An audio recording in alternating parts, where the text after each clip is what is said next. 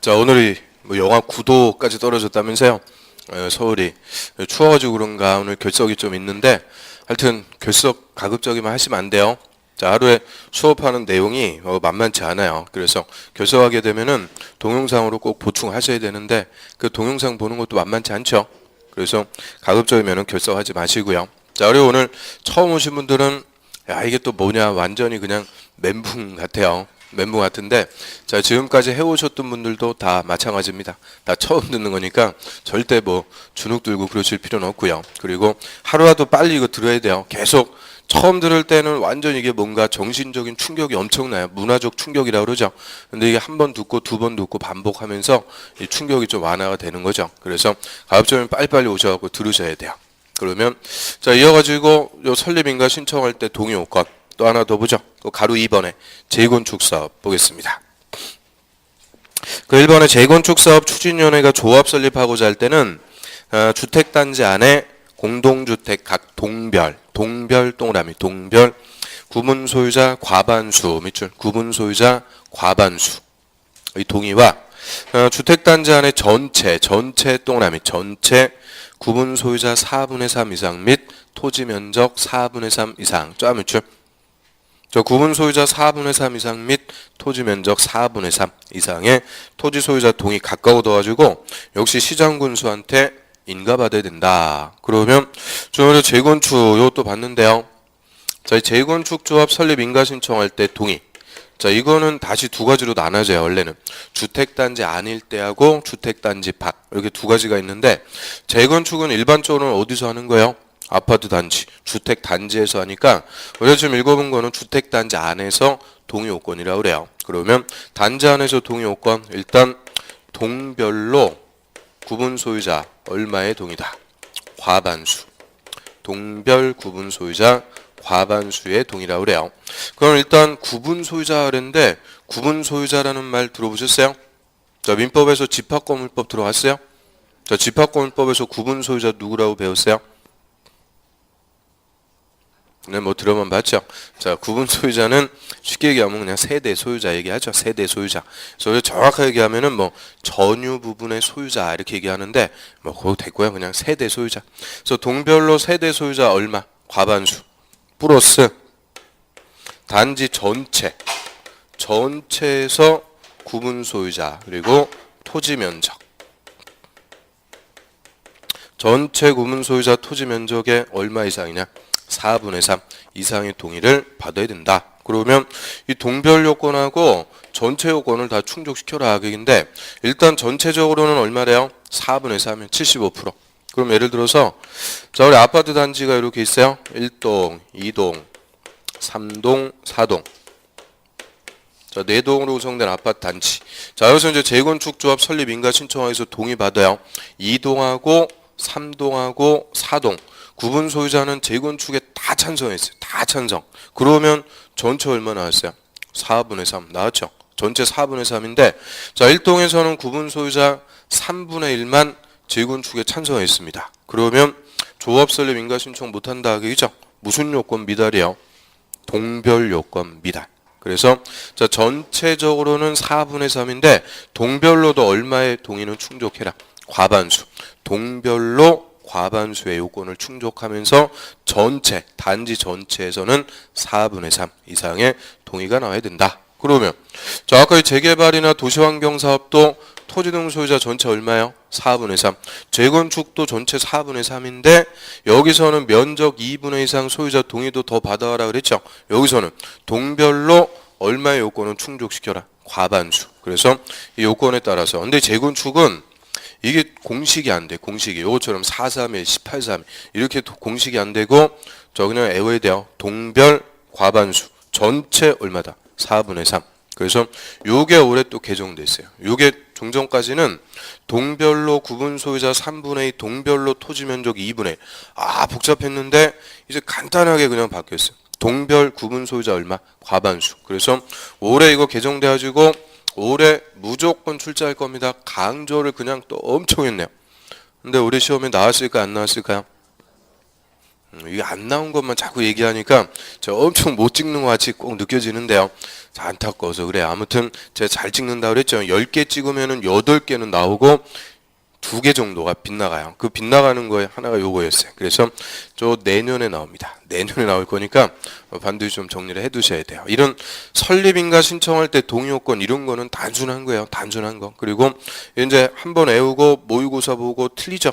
그럼 또 이제 외워봐요. 그리고 다음에 모의고사 보면 또 틀려요. 그 다음에 또 외우고 모의고사 보면 이제 맞춰요. 그래서 반복적으로 하니까 이런 것들 뭐 단순 암기 외우면 되고요. 그 다음 밑으로 합니다. 자, 네 번째 조합의 법인격. 그럼 조합은 법인으로 한다. 법인의 동그라미. 법인. 정확하게 하면 무슨 법인이요? 사단법인. 그래서 그 밑에 동그라미 2번. 자, 조합은 설립 인가 받은 날부터 30일 내 주된 사무소 소재지에서 밑에 줄 등기함으로써 성립한다. 밑줄 등기까지 해야 성립하는 법인입니다. 그 다음에 이제 그 밑으로 합니다. 5번 조합원. 조합원 별표. 그럼 설립인가 다음으로 많이 물어보는 게 조합원입니다. 누가 조합원인지. 그러면 정비사업의 조합원은 토지 등 소유자. 동그라미 토지 등 소유자. 토지 등 소유자인데 그 가로해 보세요. 재건축 사업 이렇게 써 있죠. 그 재건축 사업 뒤에다가 끼워 넣게 가지고 하나 더 쓰세요. 가로주택 정비사업. 재건축 사업과 가로주택 정비사업. 그게 빠졌어요. 그럼 재건축 사업과 가로주택 사업의 경우에는 그 사업에 동의한 자에 한한다. 동의한 자 밑줄 동의한 자에 한한다로 하되 거기서 딱 끊습니다. 다음에 어쩌고저쩌고 필요 없어요. 그러면 지금 조합원은 누가 된대요? 토지 등 소유자. 토지 등 소유자가 조합원이다 그랬는데 자, 토지 등 소유자가 무조건 조합원이 되는 게 아니고요. 가로에 동의한 자만 조합원이 되는 사업 2개가 있죠. 자, 여기 첫 번째 논점. 동의한 자만 조합원이 되는 게 무슨 사업? 재건축하고 가로주택 사업. 이 2개는 동의한 자만 조합원이 돼요. 그 말은 반대한 사람은 조합원이 안 된다 그 얘기죠. 이유는 저 재건축이나 가로주택 사업은 공익사업이 아닙니다. 공익사업이 아니기 때문에 반대하는 자를 동참시키는 게 아니에요. 반대하는 자는 나가라는 거예요. 동의한 자만 데리고 자기들 이익을 목적으로 하는 거죠. 그래서 이 재건축하고 가로주택 사업 이 2개는 동의한 자만 조합원이 된다. 이게 첫 번째 논점이고요. 그럼 이제 토지 등 소유자가 조합원이다 그랬는데 이 사업별로 토지 등 소유자가 누군지 그 우리 용어에서 봤죠? 토지 등 소유자 각각 조합원의 자격 따져봐야 돼요. 그럼 먼저 첫 번째 자, 재개발하고 도시환경사업. 자, 여기서는 토지 등 소유자 누구였어요? 저는 실시간에 복습 문제에서도 봤죠. 자, 재건축 빼고 나머지 사업은 다 왔다 그랬죠. 토지 등 소유자. 일단 토지를 소유하고 있는 자. 또 건물을 소유하고 있는 자. 또 지상권자. 저에게 토지 등 소유자니까 자, 재개발이나 도시환경 사업의 조합원은 누가 된다? 토지 소유자, 건물 소유자, 지상권자 다 된다 그 얘기죠. 그리고 자, 이 2개는 동의한 자에 한한다 그런 거 없으니까 동의 불문. 동의를 했든 반대를 했든 다 조합원이 된다 그 얘기죠. 그래서 저희 2개 재개발 도시환경 사업은 공익사업이라고 그래요. 공익사업이기 때문에 반대한 자도 다 사업에 동참을 시켜요. 즉 조합원이 된다. 그러면 나는 재개발에 반대하는데도 조합원이 될 수 있다 그 얘기죠. 그러면 그 반대하는 자는 조합원이 됐다 뭐 하면 돼요? 나중에 뭐 분양 신청 안 하면 되죠. 또는 재개발 주택을 팔고 나가버리면 끝나요. 그래서 이 동의 안 한 자도 다 조합원이 돼요. 재개발하고 도시환경 사업은 토지 소유자, 건물 소유자, 지상권자, 동의, 불문 다 조합원입니다. 그런데 자, 그럼 두 번째 요 가로주택 사업. 자, 여기서는 조합원 누가 될까요? 토지 등 소유자. 똑같죠? 가로주택 사업도 토지 소유자, 건물 소유자, 지상권자. 근데 여기서는 뭐까지 해야 조합원이 된다? 동의. 동의를 한 자만 조합원이 되는 거고요. 근데 문제는 항상 요 재건축이죠. 자, 재건축에서는 토지 등 소유자 누구였어요? 건물 및 그 부속 토지. 건물하고 토지를 2개를 다 소유하고 있어야 되죠. 그래서 건물과 부속 토지 소유자.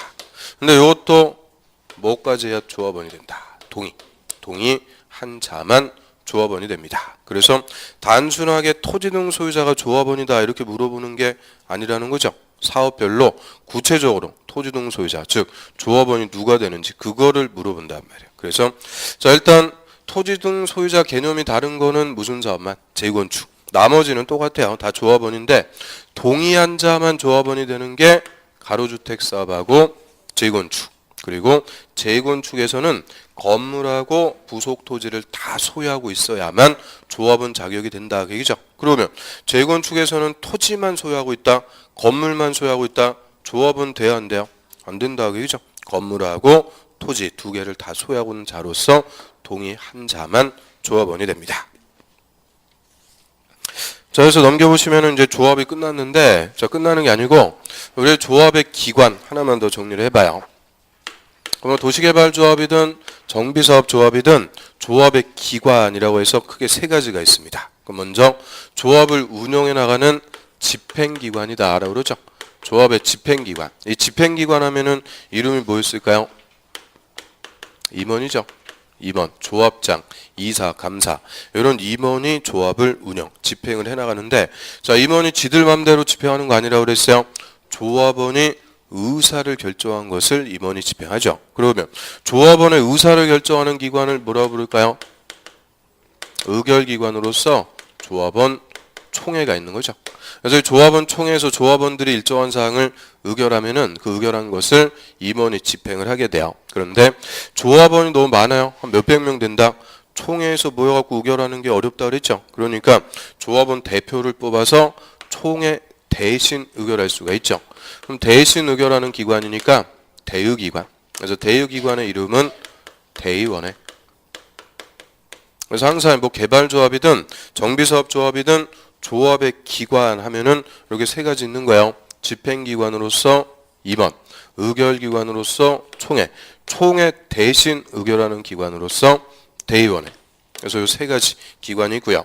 자, 정비사업조합은 이 세 가지가 다 필수입니다. 조합에 다 반드시 둬야 돼요. 임원도 둬야 되고 총회도 둬야 되고 대의원회도 반드시 둬야 됩니다. 그럼 혹시나 해서 여쭤보는데요. 우리 도시개발조합에서는 요 대의원회 자, 요게 필수적이었을까 임의적이었을까? 임의적. 도시개발조합은 대의원회가 임의적인 기관인데 정비사업조합은 대의원회까지도 다 필수 반드시 두는 거예요. 그래서 이렇게 조합의 기관이라고 할 때는 항상 이렇게 세 가지가 있고요. 자, 예전에는 임원 제일 많이 물어봤어요. 그러다가 몇 년 전에는 대의원회 이거 갖고 잘 물어봤는데 요새는 뭐 갖고 제일 잘 물어보냐? 총회.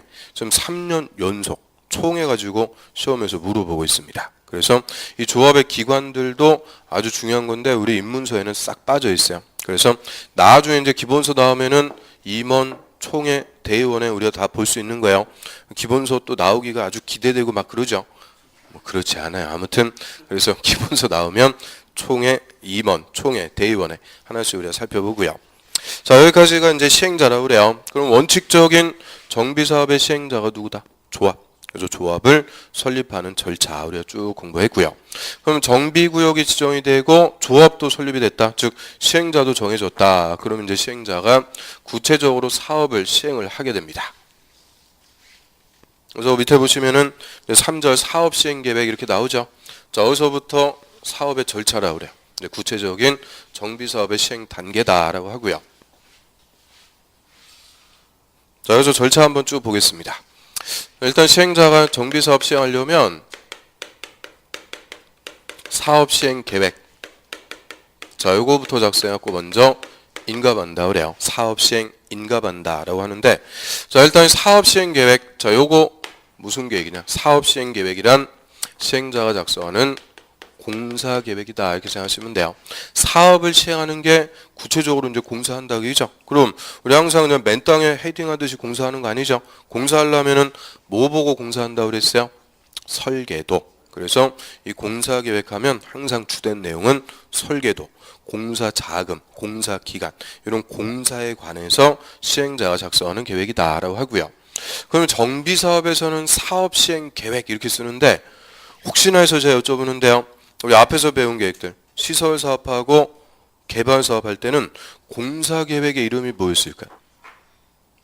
시설사업이나 개발사업은 공사계획을 뭐라고 불러요?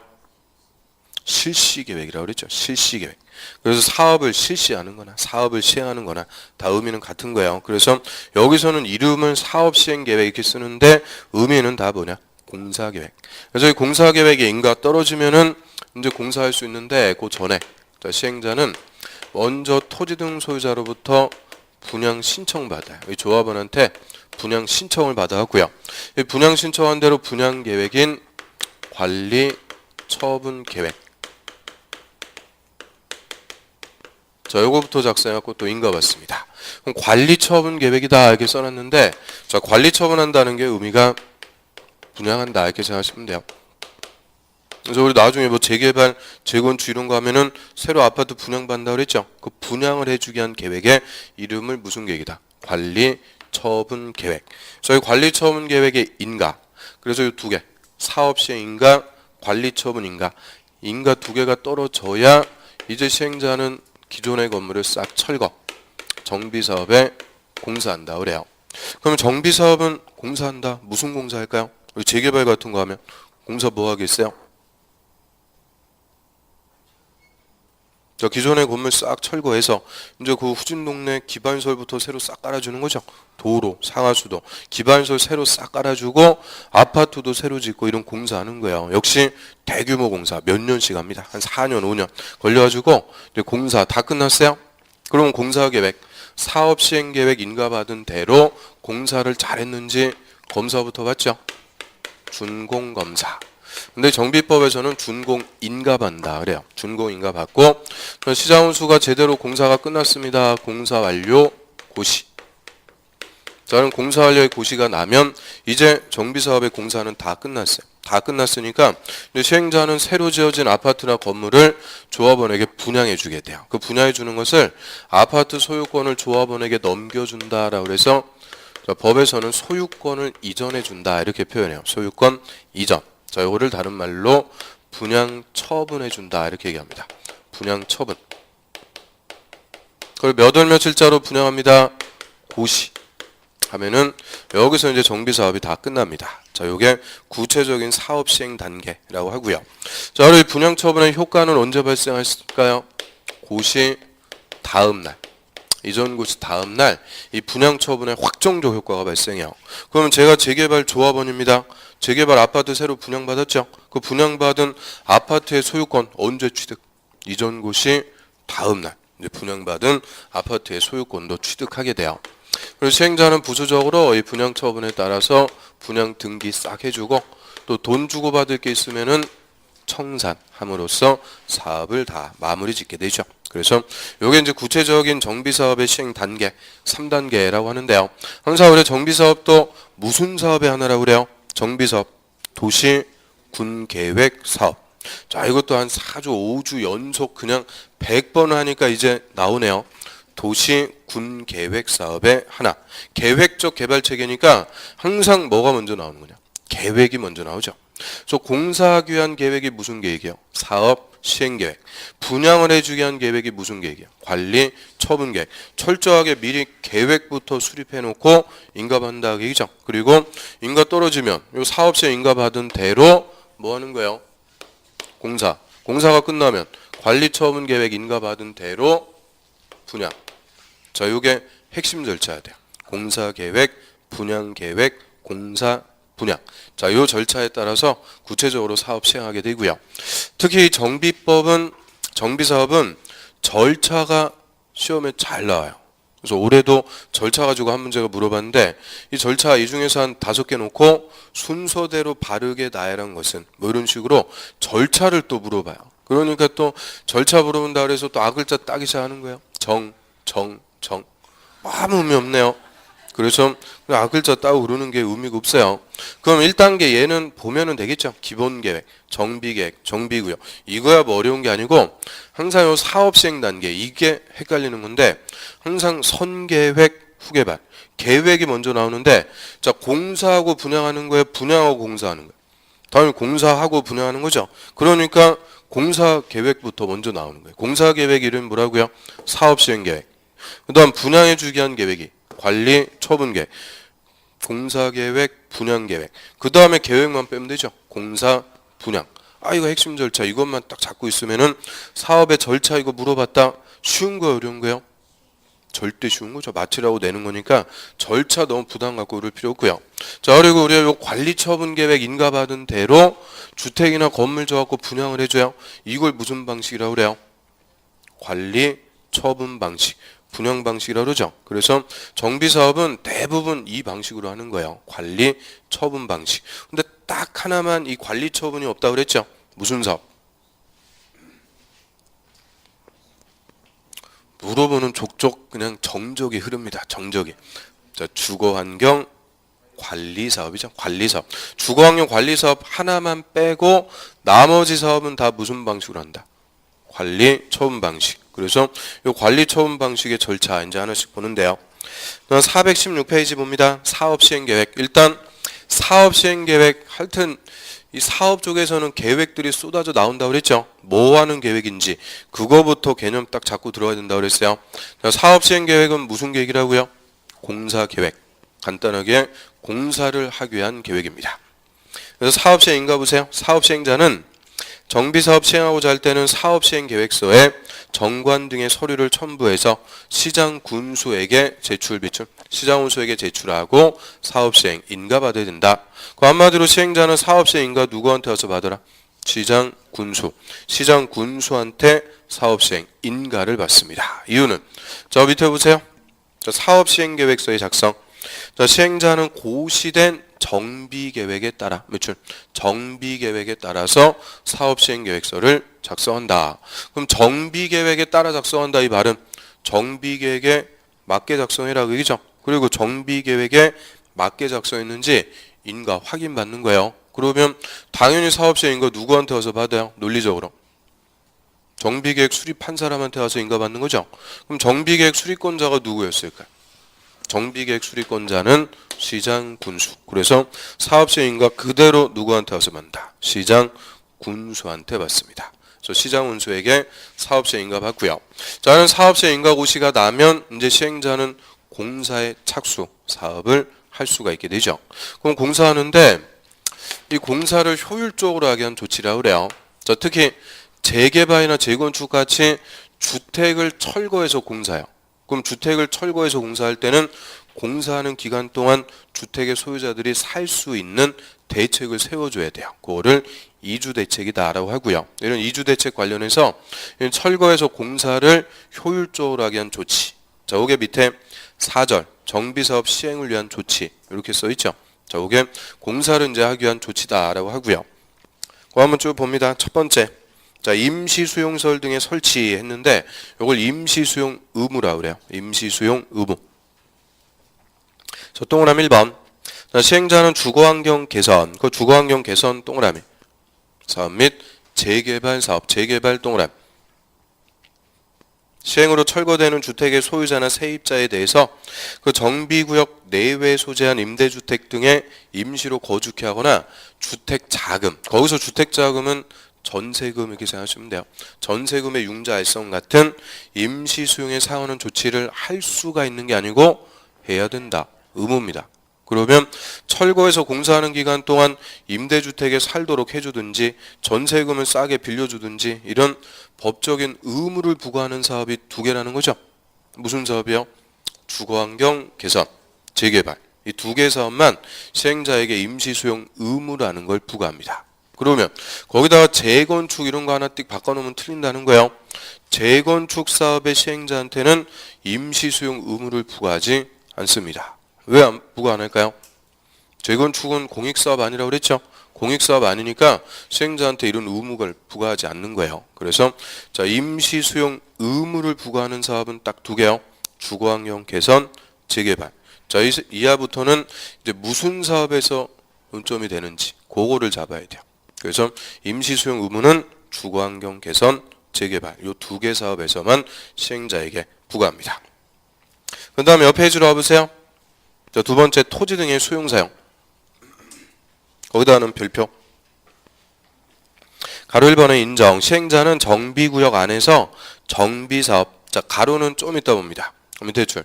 정비사업을 시행하기 위해서 필요하면 토지나 물건 그 밖의 권리를 취득하거나 거기서 취득은 수용한다. 수용을 얘기합니다. 수용하거나 사용할 수 있다. 딱 끊고요. 그럼 정비사업 시행자도 사업에 필요한 토지 등의 협의 취득이 안 되면 강제 취득할 수 있는 권한, 수용권 인정한다. 그 얘기죠. 그래서 정비사업 시행자에게도 수용권 인정을 합니다. 그런데 다만 단서 가로주택 정비사업 및 가로주택 사업은 그러하지 않다. 그러하지 않다는 것은 수용할 수 없다. 그죠? 수용권 안 준다. 그 얘기고요. 그럼 일단 첫 번째 가로주택 사업은 수용권이 없어요. 왜 수용권이 없을까요? 자, 우리 항상 수용이라는 것은 무슨 사업할 때 수용할 수 있도록 해줘요? 공익사업이죠. 공익사업을 할 때 수용권 인정을 해요. 그런데 가로주택 사업은 공익사업 아니라고 그랬죠. 가로구역에서 그냥 소규모로 하는 공익사업의 성격이 없기 때문에 가로주택 사업은 수용권 안 줍니다. 그러면 우리 또 공익사업 아닌 게 무슨 사업이 있었을까요? 재건축. 그래서 다시 첫 번째 줄 가보세요. 자, 첫 번째 줄에 정비사업 가로 찾았어요? 자, 그거 봅니다. 재건축 사업 밑줄 재건축 사업의 경우에는 천재지변 등으로 긴급히 사업을 시행할 필요가 있다고 인정하는 경우에 한정한다. 그럼 재건축은 천재지변 등으로 긴급할 때만 수용할 수 있다. 그 얘기죠. 그 말은 원칙 재건축 사업도 수용권 없다는 거예요. 그래서 이 공익사업이 아니라서 수용권이 없는 게 두 개가 돼요. 재건축하고 가로주택 사업 이 두 개는 시행자에게 수용권 안 줘요. 그런데 다시 재건축은 예외가 있다. 그 얘기죠. 천재지변 등으로 긴급할 때 이때는 수용권을 인정합니다. 뭐 우리 상식적으로 한번 생각해 보면 자, 아파트 단지 재건축하려고 그러는데 그 아파트 단지에 지진 났어요. 지진 나가지고 진입도로가 다 붕괴가 됐습니다. 그럼 재건축할 때 뭐도 새로 깔아줘야 돼요? 진입도로, 도로도 설치를 해줘야 되죠. 그런 때는 공익사업으로 보겠다. 그래서 수용권 주고요. 그래서 원칙적으로 재건축, 가로주택 사업 수용권이 없습니다. 그 다음 밑으로 와보세요. 가로 2번 절차. 자, 동그라미 1번에. 자, 그럼 수용사용에 관해서는 이 법에 특별한 규정이 없으면 공익사업을 위한 토지 등의 취득 및 보호사항에 관한 법률을 준용한다. 그대로 적용한다. 그 얘기죠. 그럼 항상 수용할 때 절차는 무슨 법? 자, 이 법이죠. 자, 이거 벌써 세 번째 나왔는데요. 줄여갖고 뭐라 그래요? 공익사업 할 때 공짜에다 동그라미. 공익사업을 해서 토지를 뭐한다? 취득. 취자에다 동그라미. 하는 법률이니까 법자에 동그라미 쳐갖고 자, 요 법 줄여가지고 무슨 법? 공치법. 공치법을 준용. 그래서 시설 사업할 때도 수용할 수 있죠. 무슨 법 준용? 공치법. 개발 사업할 때도 수용할 수 있죠. 역시 무슨 법 준용? 공치법. 정비 사업할 때도 수용할 수 있죠. 무슨 법 준용? 공치법. 자, 이게 올해 정답 질문이었어요. 수용할 때는 국토법을 준용한다. 틀리는 거예요. 국토법 이런 게 아니고 무조건 무슨 법? 공치법. 공치법을 준용해서 수용합니다. 그 다음에 그 밑으로 갑니다. 세 번째 매도 청구. 자, 매도 청구 얘도 우리 공법에 아주 중요한 논점인데 그 요거 비싸무리한 거 우리 앞에서 한번 배운 거 있어요? 매수 청구라는 거 있죠? 매수 청구 제도가 있고 또 매도 청구라는 게 또 있어요. 그래서 매수 청구, 매도 청구 이 두 개를 또 헷갈리고 그러면 안 되는데 자, 매수 청구 자, 요거는 뭐를 청구하는 걸까요? 매수해 주세요 청구하는 것은 쉽게 얘기하면 뭘 청구하는 거예요? 사달라고 청구하는 거죠. 매수해 달라고 청구. 사주세요 청구하는 것을 매수 청구한다라고 하고요. 자, 매수 청구하면은 상대방이 반드시 매수하는 거 아니에요? 상대방이 매수할 수도 있고 안 할 수도 있어요. 그래서 상대방이 매수할지 안 할지 이행의 여부가 있죠. 그래서 이런 우리 공법의 매수 청구권은 다 권리가 무슨 권밖에 안 되는 거냐? 청구권에 불과하다 그래요. 청구권에 불과. 즉 청구만 하죠. 상대방이 이행할 수도 있고 안 할 수도 있습니다. 이행에 문제가 있는데 그 우리 공법의 앞에서 매수 청구에서 배운 거 뭐 있을까요? 매수 청구 제도.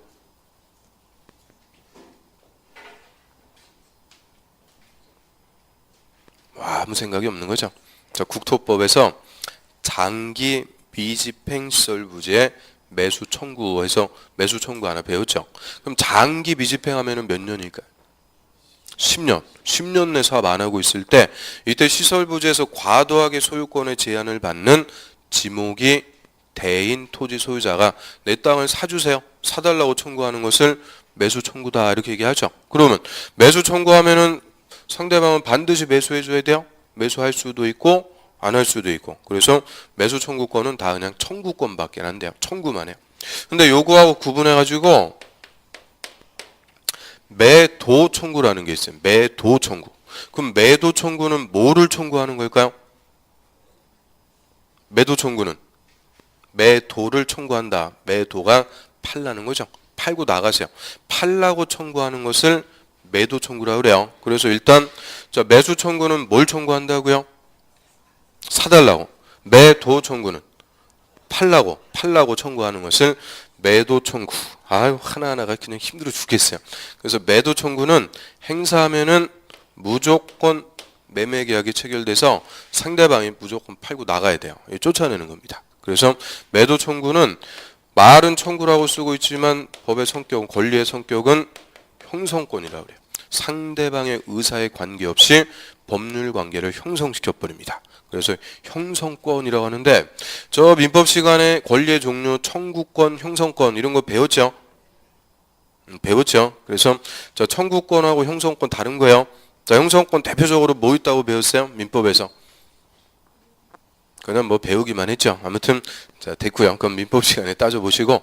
그래서 매수 청구는 청구권이지만 매도 청구는 청구권이 아니고 형성권. 행사하면은 무조건 매매 계약이 체결돼서 상대방은 팔고 나가야 된다. 그 얘기인데 그러면 우리 공법의 매도 청구권은 다 취지가 알박기 축출이라고 그래요. 알박기를 쫓아내기 위한 제도. 알박기 이런 말 들어보셨어요? 알박기 미리 땅이나 건물 사놓고 시행자한테 안 파는 거죠. 버티고 있다가 와 나 시가에 한 10배 해주면은 팔고 나갈게요. 그래서 폭리를 취하고 이런 사람들을 알박기 했다 그래요. 그래서 이 알박기를 축출하기 위해서 인정하는 권리인데 그럼 매도 청구는 항상 뭐가 없을 때 인정하는 거냐? 수용권이 없을 때 인정을 해요. 자, 수용이라는 걸 할 수 있으면은 굳이 매도 청구라는 걸 할 이유가 없는 거예요. 그러면 수용은 무슨 사업에서만 인정해 준다? 공익사업. 그럼 우리 정비사업 중에서 공익사업이 아니라서 수용권 없는 거 두 개 지금 배웠죠? 무슨 사업? 재건축하고 가로주택사업 두 개는 수용권이 없으니까 대신 시행자한테 뭐를 인정하는 거냐? 매도 청구라는 것을 인정을 해준다 그래요. 그래서 예를 들어서 우리 이제 재건축 아파트 재건축한다 그래요. 안동 이거 재건축하는데 자 구분 소유자 중에서 요 501호 소유자 A 자 얘만 재건축 반대요. 나머지 구분 소유자 다 재건축에 찬성. 그럼 전체 4분의 3 이상 나오는 거죠. 그럼 조합 설립하고 사업세 인가 떨어졌다. 그러면 이제 재건축 공사하려면 철거해죠. 철거를 해서 공사하려면 요 A가 소유하고 있는 501호 이걸 팔고 나가줘야 철거해서 공사를 할 수가 있어요. 그런데 A가 나는 사업하기도 싫고 나가기도 싫으니까 그냥 나는 냅두고 알아서 그냥 공사하세요. 그럼 얘 뭐 어떻게 돼요? 얘 공중부양시켜야 돼요? 이게 될 수가 없어요. 그러면 만약에 재건축 시행자한테 수용권이 있으면 수용하면 끝나는 거죠. 근데 재건축은 수용권이 없다며. 그러면 얘가 계속 안 나와 버티고 있으면 사업이 지연되면서 조합원들 손해보는 거죠. 그래서 이때는 조합이 뭐 할 수 있는 거냐. 이런 자들에게 매도 청구, 팔고 나가라고 매도 청구를 할 수가 있도록 하고요. 자, 그럼 매도 청구는 공익사업은 아니기 때문에 시가대로 한다 그래요. 시세대로 팔고 나가세요. 매도 청구해서 내보내고 공사할 수 있도록 해주는 거예요. 그러면 3번의 매도 청구 다 취지 말씀드렸으니까 무슨 사업에서 인정되는지 이제 개념 잡을 수 있죠.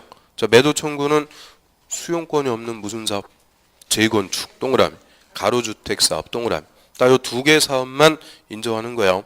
저 재건축과 가로주택 사업 시행자는 그 사업 시행함에 있어서 다음에 해당하는 자의 토지나 건물에 대해서는 집합건물 소유 및 관리에 관한 법률 줄여가지고 집합건물법, 집합건물법을 준용해서 매도 청구할 수 있다.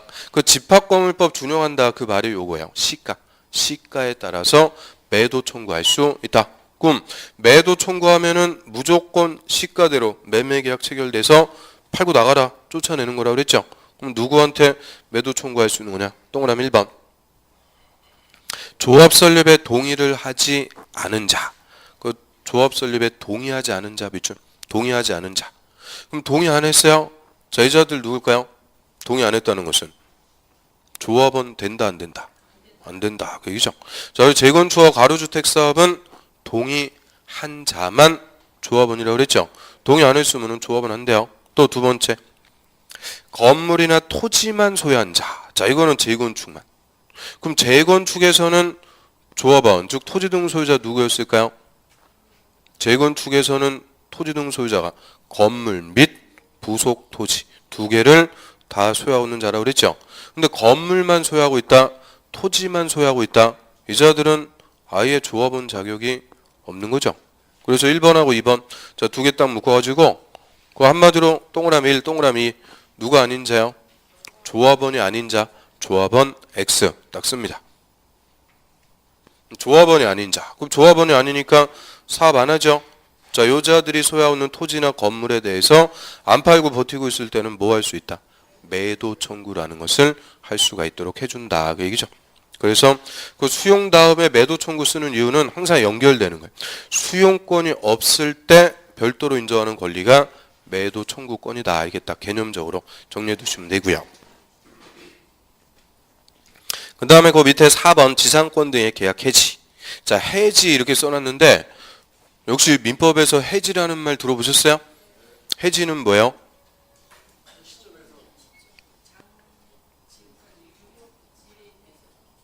예, 아시는 것 같아요. 인정하는데 아유 답답해요 그냥. 자, 아무튼 계약을 장래돼서 효력을 무효화시키는 것을 해지한다 이렇게 얘기하죠. 그러면 소급해하고 계약의 효력을 없애는 거는 뭐 한다 그래요? 해제하고 해지하고 다른 거죠. 그래서 계약을 해지. 아유 민법은 엄청 잘하시네요. 자, 동그라미 1번. 자, 정비사업 시행으로 인해서 그 정비사업 시행한다는 게 이거예요. 철거해서 공사로 인해서 지상권, 전세권, 임차권의 설정 목적을 달성할 수가 없으면 권리자는 계약을 해지할 수 있다. 장래돼서 해지할 수 있다. 그 얘긴데요. 그럼 예를 들어서 여기서 한번 봐요. 자, 재개발 주택이라고 그래요. 자, 재개발 주택을 소유하고 있는 A.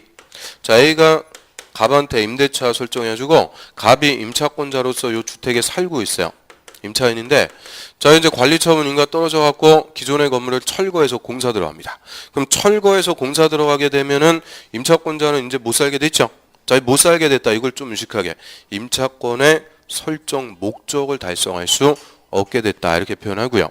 그럼 못 살게 됐으니까 당연히 나갈 수 있게끔 계약, 임대차 계약을 뭐 할 수 있는 거냐?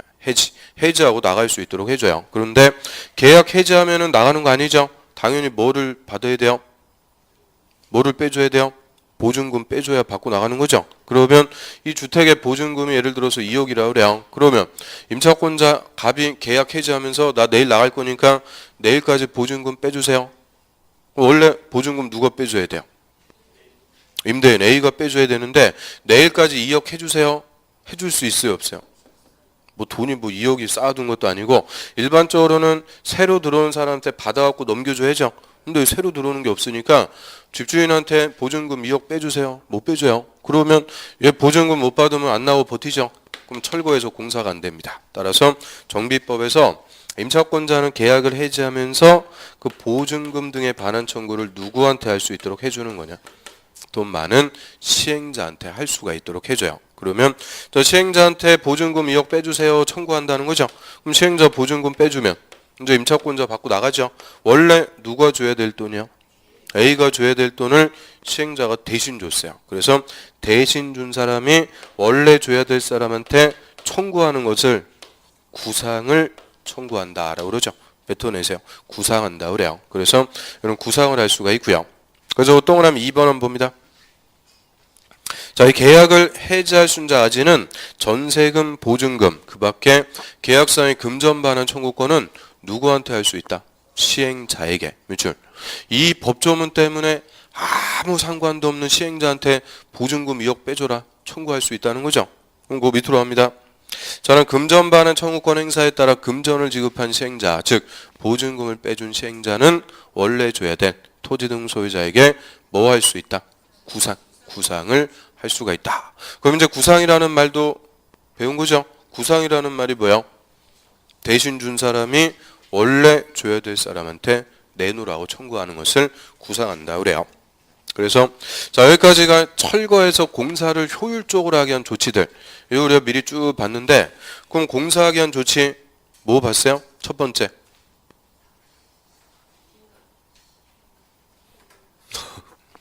저 페이지 맨 밑에 보면 사업 수행을 위한 조치 첫 번째 임시 수용 의무라는 거 있었죠. 철거해서 공사하는 기간 동안 임대주택에 살도록 해주든지 전세금 빌려줘라 의무를 부과하는 사업 2개. 주거환경 개선, 재개발. 이 2개 사업 시행자에게만 임시 수용 의무라는 걸 부과하고요. 그리고 시행자는 사업하기 위해서 필요한 토지 등의 협의 취득이 안 되면 강제 취득할 수 있는 수용권 인정해준다 그랬어요. 그런데 수용권이 없는 게 2개.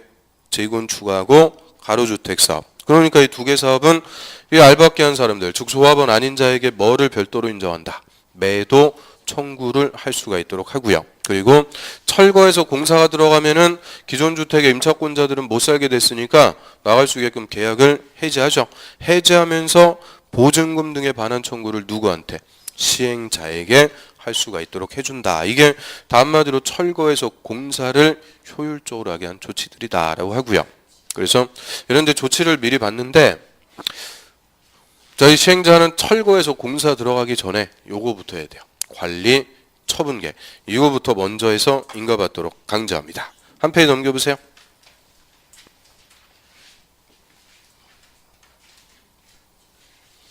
관리처분계획 이렇게 나오죠. 저 관리처분계획에다가 별표 칩니다. 저희 정비사업에서 가장 중요한 계획을 관리처분계획이라고 그래요. 그럼 관리처분계획에 따라서 나중에 건물이나 주택 분양해 주는 것을 무슨 방식? 관리처분 방식. 그럼 관리처분 방식에서는 제일 중요한 핵심 계획이 관리처분계획이 되는 거죠. 그러면 환지 방식으로 개발 사업한다. 그때는 무슨 계획이 핵심이요? 환지계획. 환지 방식에서는 환지계획. 관리처분 방식에서는 관리처분계획. 각각 핵심이 되는 계획이고요.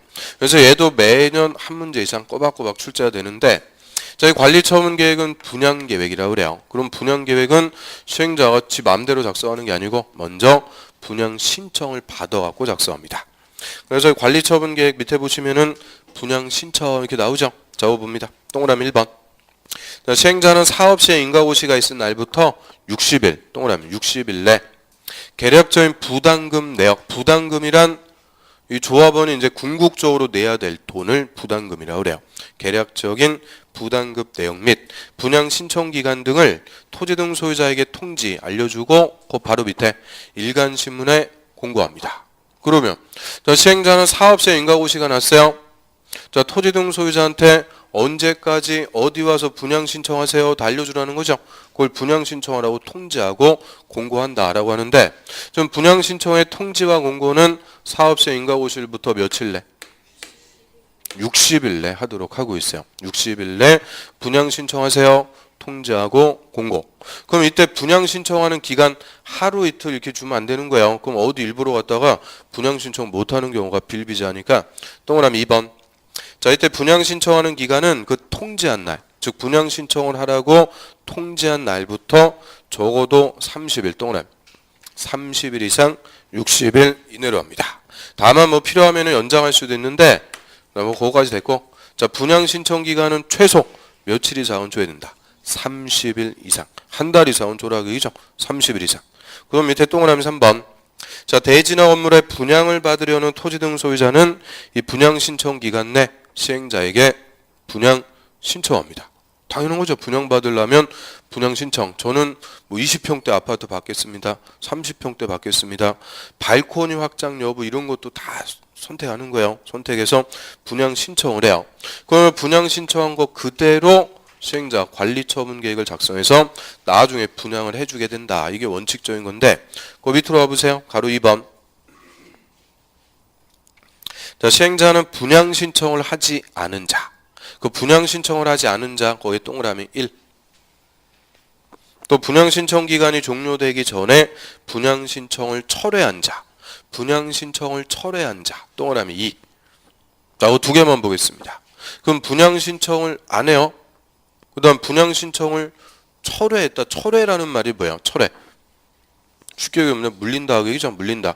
분양 신청을 철회했다. 그러면 분양 신청을 안 했거나 철회했다. 의미가 뭐예요? 분양 안 받겠다 하기죠. 분양 안 받겠다. 그래서 분양 신청을 안 했거나 분양 신청을 철회한 자. 이 자들은 나중에 분양 안 해주는 거예요. 그럼 분양 안 해주니까 대신 종전의 토지나 건물에 대해서 뭘로 줘야 되냐? 돈으로 줘야 된다 하기죠. 그래서 저 두 번째 줄의 끝에 자 이런 자에 대해서는 관리처분 계획 인가받은 날의 다음 날부터 90일 동그라미 90일 내 그 밑에 줄에 종전의 토지나 건물 권리에 대해서 현금 청산해야 된다. 의무입니다. 그래서 시행자는 분양 안 해주는 사람한테는 돈으로 청산해 주라는 거예요. 그런데 관리처분 인가 다음 날부터 며칠 내? 90일. 90일 내 반드시 돈으로 청산해 주도록 합니다. 그래서 일단 이 분양 신청 관련해서 숫자 우리가 동그라미 친 게 3개 나옵니다. 자, 이게 숫자라도 아주 잘 물어보는 숫자예요. 그래서 첫 번째부터 다 동그라미를 쳤고요. 하여튼 이 관리처분 계획 물어봤다. 지문 1번 아니면 2번에서 이 숫자 3개 중에서 하나가 나옵니다. 그래서 이 숫자들은 좀 신경 써갖고 보는데 그럼 우리가 동그라미 친 게 60일, 30일, 90일. 자, 60일이 뭐였어요? 그냥 하도 정신없이 와가지고 자 60일은 사업자 인가고시 나면 60일 내 분양 신청하세요. 통지하고 공고하라는 거죠. 자 이때 분양 신청하는 기간은 며칠 이상으로 줘야 된다. 30일 이상. 와 60 더하기 30 하니까 얼마요? 90. 90은 뭐였어요? 청산. 분양 안 해주는 자에 대한 청산 기간은 90일. 그래서 예전에는 얘가 150일이어갖고 이게 공식화하기가 상당히 어려웠었는데 이제 150일이 아니고 90일로 바뀌어갖고 60 더하기 30은 90. 딱 공식화해갖고 이렇게 일단은 암기하는 거예요. 60, 30, 90. 그런데 이제 문제는 뭐예요? 뭐가 60이고 뭐가 30이고 뭐가 90인지를 몰라요. 그래서 일단은 요거부터 정리해놓고 이게 문제 풀다가 하나씩 틀려보면은 이제 확실하게 아시는 거예요. 그래서 지금은 그냥 60, 30, 90 이런 것들이 잘 물어보는 숫자들이다. 그 정도만 정리하고요. 그럼 분양 신청 안 한 자, 여자들은 뭐 예외적인 거고 원칙은 이제 분양 신청을 해요. 그럼 분양 신청 받아서 시행자가 관리 처분 계획을 작성을 합니다. 그래서 맨 밑에 봅니다. 관리 처분 계획 인가. 그럼 시행자는 분양 신청 기간이 종료된 때는 즉 분양 신청이 다 끝나면 그 분양 신청 현황을 기초로 분양 신청한 대로 다음이 포함된 관리 처분 계획을 수립해서 시장 군수의 인가 밑줄. 자, 시장 군수한테 가서 인가 받아야 된다. 그러면 자, 관리 처분 계획 인가 누구한테 가서 받으라고요? 시장 군수. 그럼 좀 전에 요 사업 시행 계획 인가 누구한테 받아요? 시장 군수. 그럼 또 좀 전에 조합 설립 인가 누구한테 가서 받아요? 시장 군수. 그러니까 결론. 정비법에서는 인가 받는다 그러면 무조건 누구한테 가서? 시장 군수한테 가서 인가 받아요. 그래서 뭐 정비법은 권한자 간단해요. 그러면 요 준고 인가 이거 누구한테 가서 받을까요? 시장 군수. 그래서 정비법에서는 하여튼 인가는 다 누구한테 가서 받으면 된다. 시장 군수한테 가서 받는 거고요. 그 다음 옆 페이지로 합니다. 자, 옆 페이지에 맨 위에 이제 관리처분 계획의 내용. 그럼 시행자 관리처분 계획 작성하는데요. 첫 번째 내용이 분양 설계입니다. 자, 이게 관리처분 계획의 핵심 내용입니다. 분양 설계. 그럼 설계라는 것은 하나씩 설계 짜 나간다 그 얘기죠. 뭐를? 분양을 하나씩 설계한다. 자, 이걸 더 쉬운 말로 바꾸면 동호수 배정. 나중에 아파트 몇 동 몇 호 조합은 누구한테 분양을 해줄지 하나씩 배정하는 거를 분양 설계한다 그래요. 그럼 예를 들어서 이 재개발 동네입니다. 재개발 구역. 자, 재개발 구역 안에서 재개발 단독주택 소유하고 있는 토지 등 소유자 A, B, C 뭐 등등 있다 그래요. 그럼 이제 재개발 공사 들어가면 이거 싹 철거하는 거죠. 철거해서 기반시설 도로부터 새로 깔아주고 상하수도 설치하고 그 다음에 새로 아파트도 지어요. 재개발 아파트 지어가지고 이제 조합원에게 분양을 해줘요. 그러면 저희 아파트 뭐 1동이라고 그래요. 그럼 나중에 1동 501호는 A한테 분양을 해주고요.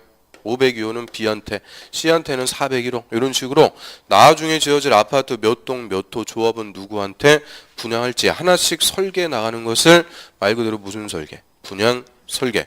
이게 뭐 핵심이죠. 도호수 배정을 하는 분양 설계하고요. 자, 그럼 분양 설계에 따라서 2번 누가 분양받는 거냐? 분양 대상자의 주소하고 성명, 분양받을 자. 그 다음에 3번 보세요. 자, 분양 대상자별 분양 예정인 대진화 건물의 추산액. 추산액이라는 거는 뭐겠어요? 어림짐작한 가격이다. 그죠? 대충 나오는 가격.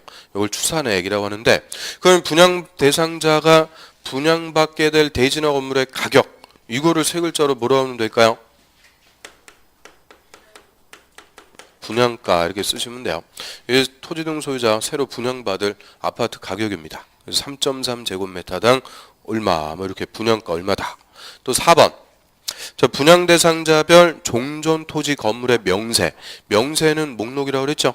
분양 대상자가 종전에 소유하고 있는 토지나 건물의 목록 및 사업 시행 인가고시를 기준으로 한 가격. 그 사업 시행 인가고시를 기준으로 한 가격. 이걸 줄여가지고 종전 토지나 건물의 가격이니까 세 글자로 뭐라고 쓰면 될까요? 종전가 이렇게 했어요. 그래서 동그라미 4번은 종전가. 종전 토지 건물의 가격이니까 종전가. 그래서 실무에서 뭐 분양가, 종전가 이렇게 부르고요. 그러면 이 분양가하고 종전가의 차액 이게 뭐가 되는 거냐? 이걸 청산금이라고 그러죠. 그럼 예를 들어서요. A가 종전에 소유하고 있는 재개발 단독주택의 가격은 3억이라고 그래요. 요 3억. 근데 나중에 A가 새로 분양받을 아파트 자 요거 가격은 4억이라고 그래요. 그럼 종전가는 얼마고? 3억. 분양가는 4억. 요거의 차액 1억. 그게 뭐가 돼요? 청산금. 그래서 여기서는 A가 내야 되는 거죠. 그래서 이 종전가와 분양가의 차액을 청산금이라고 부르고요. 자, 5번 하나만 더 봅니다. 5번에 정비사업비의 추산액. 그럼 추산액이라고 그랬으니까 이것도 사업비가 총 얼마 나올 거다 그 얘기죠. 대충 금액인데 정비사업비의 추산액 및 그에 따른 조합원의 부담 규모와 시기. 자, 요거를 사업비를 다른 말로 공사비라고 그래요. 공사비가 총 얼마인데 조합원이 얼마씩 사업비를 나눠낼지 조합원의 사업비 분담이라고 그래요. 사업비 분담. 그럼 예를 들어서요. 자, 요 동네 재개발하는데 공사비가 500억 나온다 그래요. 500억. 재개발 공사비 500억. 그런데 조합원이 1000명입니다. 그러면 이제 산술적으로 조합원 1인당 재개발 사업비 얼마씩 분담한다는 거예요? 또 제가 제일 어려운 거 물어봤죠. 하여튼 산수가 가장 어려웠어요. 자, 500억인데 500명이면 1억일 거죠. 그럼 1000명이면 5천만 원. 그래서 조합원이 사업비 1인당 5천만 원씩 내야 된다는 거예요. 그래서 자, 이 청산금하고 사업비의 분담 이거를 다 합쳐가지고 뭐라 부르는 거냐? 조합원 부담금. 근데 조합원이 궁극적으로 내야 되는 돈이 되는 거죠. 그러면 이 예에서는 좀 전에 청산금 얼마였어요? 1억. 거기다 사업비 얼마씩 분담? 5천. 그 한마디로 조합원 1억 5천만 원 내야 새 아파트 분양받는다 그 얘기죠. 그래서 이런 궁극적으로 조합원이 얼마를 내야 되는지 돈이 이제 나오는 거고요. 그럼 이게 지금 관리처분 계획의 내용 뭐 등등등 하는데 자, 이거 조합원한테 중요한 거예요, 안 중요한 거예요? 중요한 거 다 들어가는 거죠. 내가 나중에 몇 동 몇 호 분양받는지 관리처분 계획이 나와야 알 수가 있는 거예요. 그런데 재수없게 또 1층, 2층 이런 거 걸렸다. 완전 똥 밟은 거예요. 그래서 내가 나중에 몇 동 몇 호 분양받는지 분양가 얼마고 종전가 얼마고 사업비 얼마씩 내갖고 궁극적으로 돈을 얼마를 내야 되는지 이런 조합원에게 중요한 게 다 들어가는 게 관리처분 계획이니까 정비사업에서 핵심 계획이다라고 하고요. 그리고 이 내용들도 물어본 적이 있으니까 이 정도는 좀 정리를 해야 돼요. 그래서 이런 사항에 대해서 시행자 관리처분 계획을 작성합니다. 그런데 지 마음대로 시행자 작성하고 그러면 될까요? 안 될까요? 안 되죠. 그래서 기준이 있는데 자, 그거부터는 좀 쉬웠다 할게요. 자, 이거 그냥 그대로 두시고요.